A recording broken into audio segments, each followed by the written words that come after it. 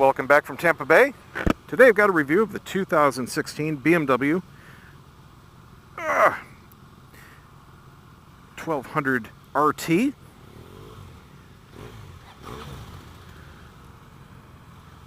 First off the bat, kickstand is pretty far forward. Got a guy taking pictures here of a group. Now if you saw my review of the 1600, a lot of this is going to look familiar. This is along the same family of bike, but obviously with a totally different engine. We've got a big boxer twin instead of an inline six. Very similar dashboard, not quite as large. Same frame size. This has a normal seat where the 1600 Sport had the comfort, and this has a little bit more clearance under your butt. So I'm standing up and I have a few inches, not a few inches, I have a couple inches under my butt. So it's lower as far as comfort. Same peg position here. I can flat foot it no problem, but the pegs do hit your legs, so you got to put them forward. So if you're on the shorter stature side, that eats it up a little bit. Seat is very comfortable as far as the shape. It does taper in the front a little bit. Just waiting on everybody to go, I guess. Different cowling, different mirror setup than the 16. Very similar bars. Looks like they're pulled back about the same. We've got a mode button here to go through the different drive modes. It's a ride-by-wire. Clutch is very light. I'm holding it here no problem. If you're going through stop-and-go traffic, it would not kill you. I'm trying to find neutral. It's a little snickety here. You go past it very easily. There we go. Not too intuitive to go into it. It's on the light side. It's about the same as the 1600, but it feels almost like they're plastic levers as opposed to metal. I don't think they are, but they've got a different feel to them. Pull is very nice and light though. Same upright seating position. Same complement of electronics and gauges. Got a tire pressure monitor. Here we go, finally. Let these guys go ahead of me. Got some vibration in the frame. It's pulsing the whole bike, kind of like a cruiser, like a big V-twin. With any large... Alright, who's going?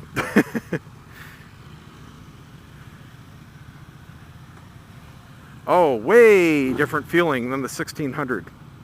It feels a heck of a lot lighter. Just pulling out. I mean, just the way it turns, just the way the whole thing feels. Center of gravity feels lower. The weight feels lower. Nice easy torque taken off.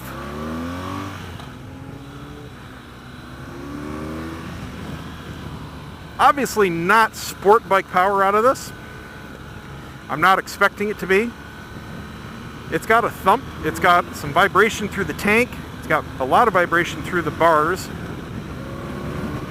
Changes a little bit with gear selection, but you know it's running. With a 1600, that thing's like a Cadillac, and you barely know it's running as far as feel through the bike. You can tell this one's running. You give it a little throttle, vibrates faster, vibrates harder. So more of the typical motorcycle feeling there.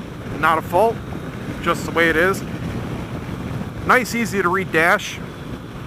Clear needles, analog speedometer and tachometer. You've got a digital display for your speedometer somewhere here through the menus. I'm in the hard suspension mode, and I had a feeling it was, because when I came out of that onto the main road, it felt hard. I want to actually go up into normal. Hard is a bit too much. It feels like, the difference feels like if you don't have this kind of thing, like you put about 10 pounds too much into your tires. That's how I knew something was up. Let's see what else it's got here. Oh. Hope there aren't too many behind me. We'll wait for them. Whoops! That's the horn. I was going for the turn signals. It's in a little bit of a different position than what I'm used to. That was not intentional. Very firm suspension. When you come to a stop, it just stops. There's no bounce. It's got a cushion to it though. I can bounce the bike up and down a few inches. It's got a real nice soft travel. Of course, that's electronically adjustable. You've got an engine temperature gauge, tire pressure gauge. I love that on bikes. I wish more of them had them. I think every kind of bike above a certain price point in a certain category, for example, all sport tours, they should all have tire pressure monitors, real-time displays. I mean, that's just part of the genre, but only a few of them do. Very nice turning. Not quite a sport bike feel, but tons of wiggle room. Very flickable. Feels a little bit top heavy through the corners. The vibration kind of puts you off. That's what immediately lets you know that you're not in a sport bike category, because you're keeping the revs up to be lively, and it turns fine, but it's just not, you don't get that immediate oomph like you do with the 1600 or a Revy leader bike or even the FJR. This is more middle of the road, almost to the adventure category, but more power. Going through the menu some more here, trip odometers, handlebar heater controls, here we go. Let's go into first, give it full throttle. Front end almost came up there, traction control kicked in. So plenty of torque just to power it up without any clutch. Once you get into second, it doesn't want to lift the front end, it just goes. So that's about the power level, if that's what you're used to. Keep on going through the menu. Seat heater, don't need that on. Radio, I'm not going to bother with that, that's YouTube. Now I'm in the normal suspension settings. It's got the same electronic dampening and preload and all that I'm used to at the FJR. I've got it on single rider, no luggage. Looking at the mirrors, average. I don't see my elbows, but they're set so low. What I'm seeing is the handlebar. I'm seeing the last third of the grips and the levers and a little bit of my fingers. And I see the top of the rear bag. And then in between those, I see the person behind me and then a little bit of the road. So, not the best mirror display, I have to say that. Likewise, the 1600s, they were higher, so you had a better picture, but you still saw a third of it taken up with your elbows. A little surprising there. I've definitely seen better. For example, the Kawasaki Concourse has by far the best mirrors in the category. Those are perfect. Second gear roll on here. Tapers off in the upper RPM range, but it feels just fine. It doesn't want to complain. I don't notice a big drop off, but it definitely has the most mid-range punch. It doesn't really have a big punch anywhere in particular. It's, for the most part, a pretty flat torque curve. Kind of wakes up, say, between 5 and 8,000. 8 to 9, yeah, you can tell it's starting to curve off, but it's not dramatic. It's not like a cruiser where you have to short shift or anything like that, but it's not like a leader bike. Again, not supposed to be, just telling you guys for comparison. Great mid-range. Just keep it revved up and it is happy. As far as vibrations go, it really doesn't make a difference what RPM you're at. They don't get terribly harsh, they're not buzzy. Not going to put your hands to sleep.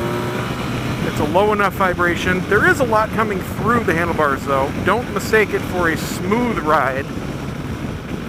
It's nothing like the 1600 as far as the feeling through the bike, and we are getting some rain now.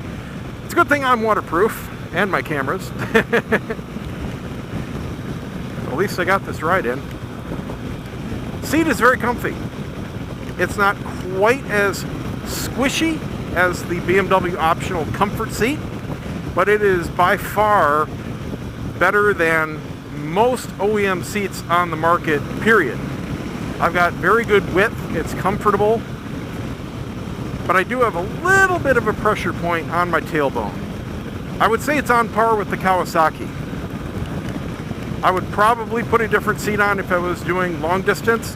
If I was just normally riding, I think this would be just fine. As with the 1600, this rider triangle is perfect. It is extremely comfortable. I'm completely upright. My legs are right into the pockets in the tank. I have nothing rubbing. Extremely easy to just sit here and control the bike with my body. You don't use your hands and arms. Very natural. It feels narrow. The seat tapers in the front, but I'm not sliding forward at all. It's a very flat seating position. And I also have a lip in the back of the seat that holds me in place for the acceleration. But I can also slide forward a good couple inches. There's enough room in this seat to do that and sit wherever you want to. So that's on par with the FJR, at least the size of the seat. The FJR stock seat is one of the worst of any motorcycle I have ever ridden. And that immediately has to be changed by the vast majority of FJR buyers, which is really a shame. Woo, it's really starting to come down now. All right, so this windscreen is the standard. It is bigger than the 1600 Sport, which is the optional shorter one. I'm gonna go and put this up. We got a dedicated button here. Right now I have a lot of wind buffeting. It is hitting me right in the top of my visor. So the top of my helmet, I'm getting air into the top vent. I'm gonna put it up, and that is quite slow. That is as slow as I would want. But in the up position, I am completely in a silent bubble. So it works straight out of the box. I would not need to put a larger windshield on this guy. The way it's curved, I don't know if the camera's going to pick it up, but it is curved quite a bit.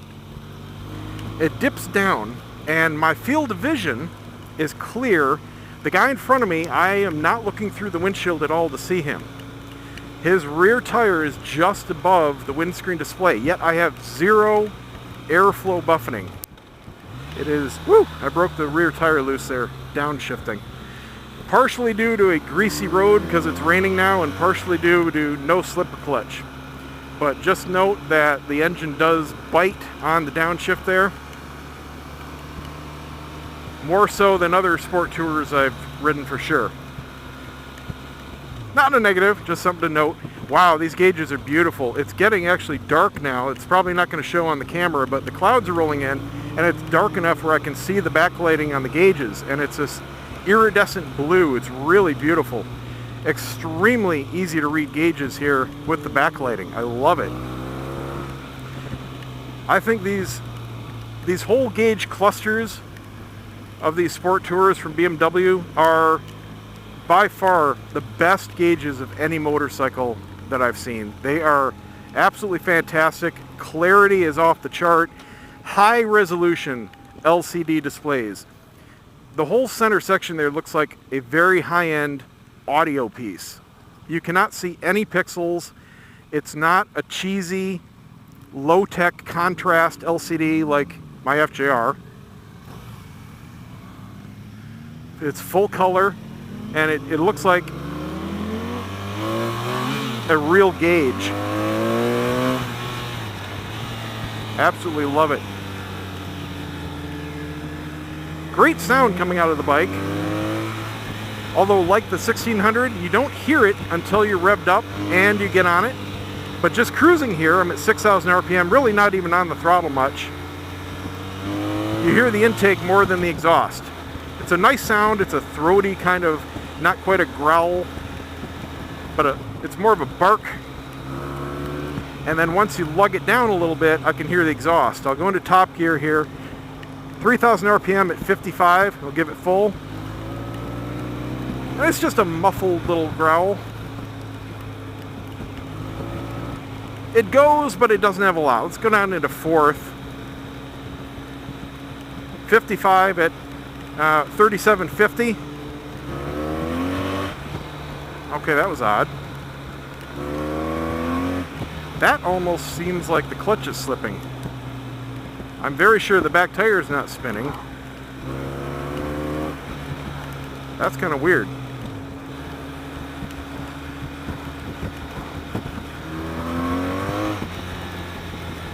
Maybe the back... No, it can't be. I don't feel anything like that. It just seems like those RPMs are climbing a lot faster than I'm accelerating for some reason. God, maybe it is. I don't feel the bike shifting, you know, side to side or anything, but there's no way it's breaking loose. Maybe it has a variable valve timing or something like that. It seriously, something's weird. I'm gonna have to ask them when I get back. It really feels like the clutch is slipping. Yeah, I smell something. I'm not sure if it's somebody in front of me. I don't think I'd be smelling something wrong with my own bike. It smells like something burning. Yeah, that ain't right, because that was holding at 7,000 RPM there, and I wasn't really going anywhere. I'm looking behind me to see if I see any smoke or a guy pointing or anything. I don't see anything. Something's weird. Anyway, we're almost back. Coolant looks good. Temperature's normal. Maybe it does have some kind of weird slipper clutch, and it's just working kind of in reverse. Nope, we're gonna go straight.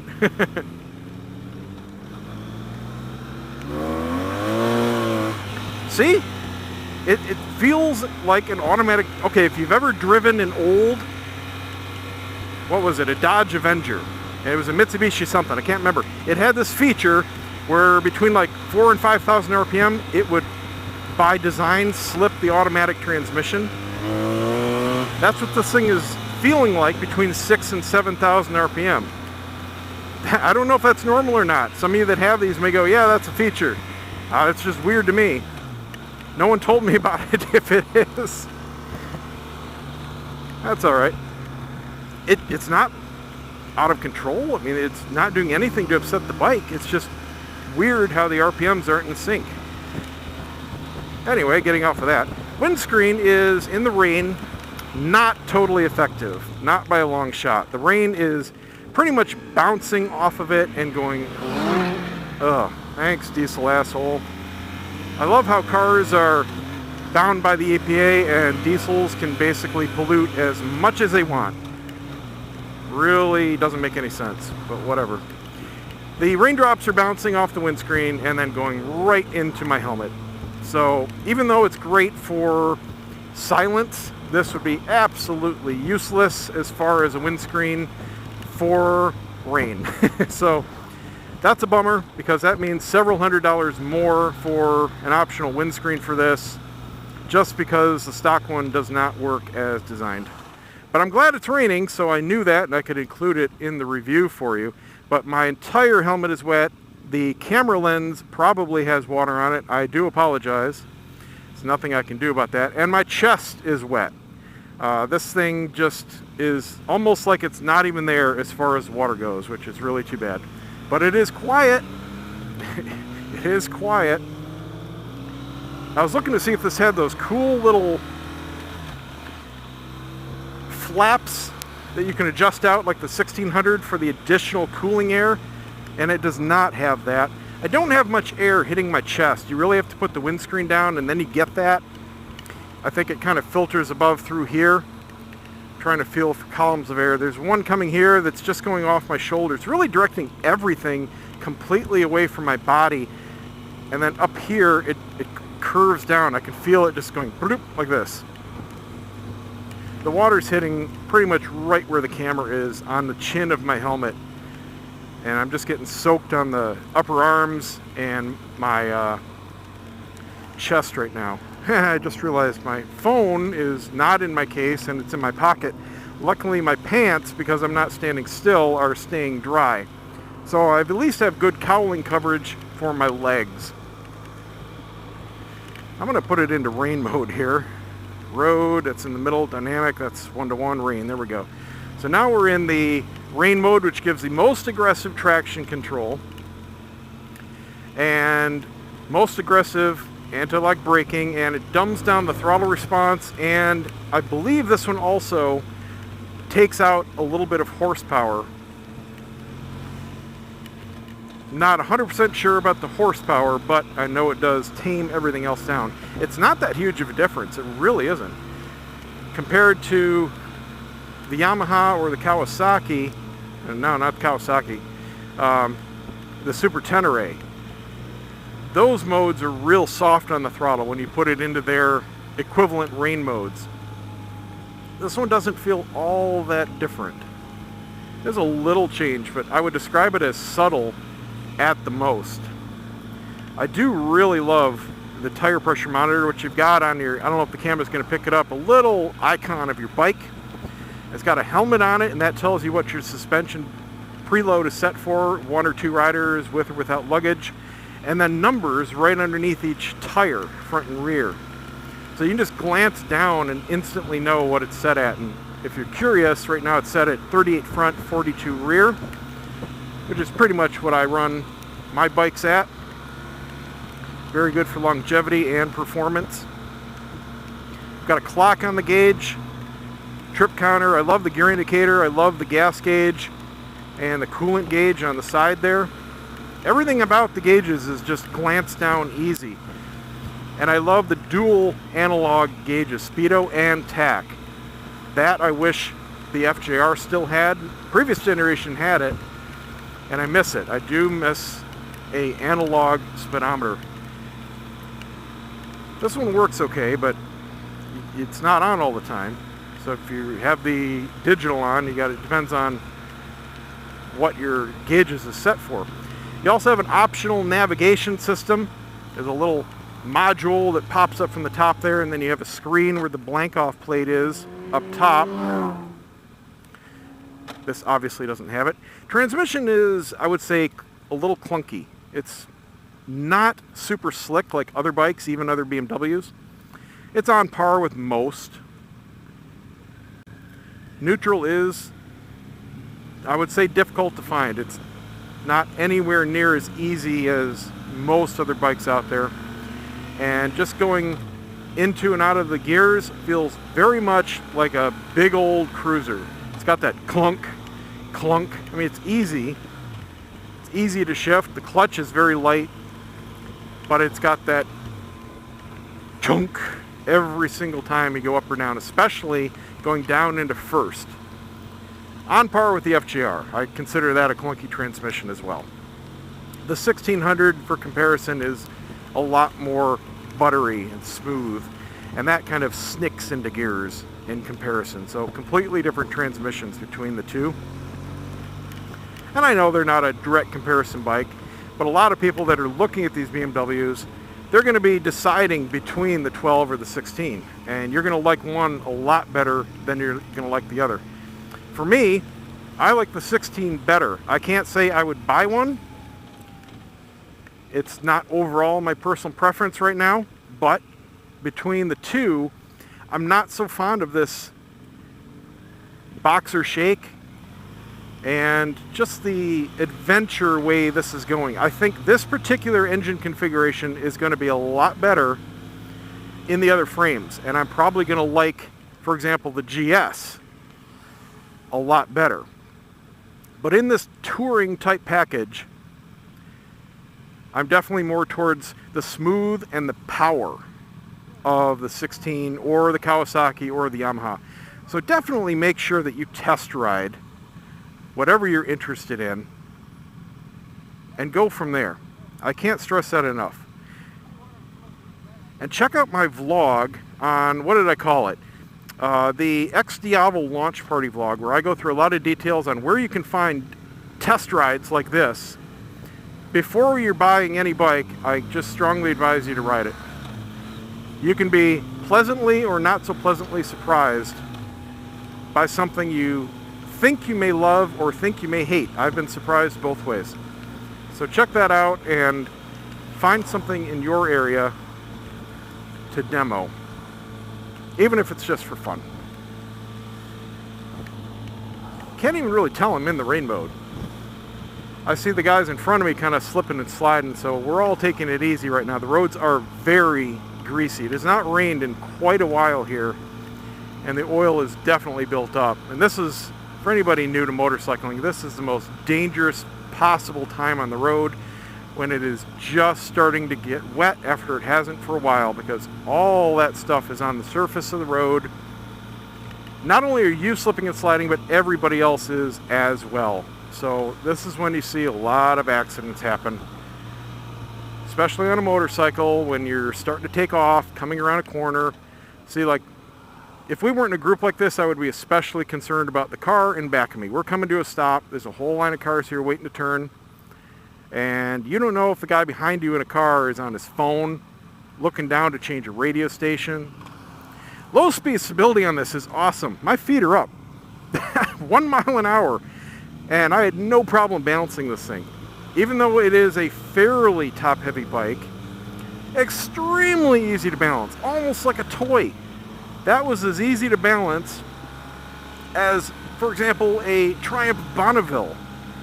Not quite as easy as a Royal Enfield, which feels like a circus bear toy. But this was incredible. I was expecting to put my feet down, and I didn't have to. I could almost statically balance this thing with no problem. So the boxer engine being that low does make a noticeable difference.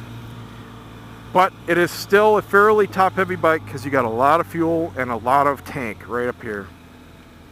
So there you go, guys. There's been your 2016, ooh, barbecue's here, BMW 1200 RT. Thanks for watching. Don't forget to subscribe. Give me a thumbs up, and we'll see you next time.